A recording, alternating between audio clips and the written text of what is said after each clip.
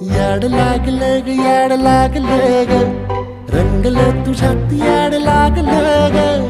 वास येऊ साथ येई कस्तुरीचा चाखलं या वार वाड लागलं ग चांद भासलं दिसाच मावळायला लागलं आस लागली मनात कळवायला लागलं ह्याला सोलापूरकर ऊन एवढं कडक आम्ही आला गावाला पोहायला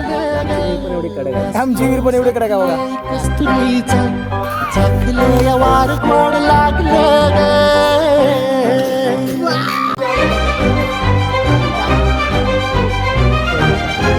पोहायला शिकायला जास्त वेळ लागत नाही फक्त डेअरिंग लागते जाऊन तेवढा बारकं मोठं हरणीसारखं दिसायला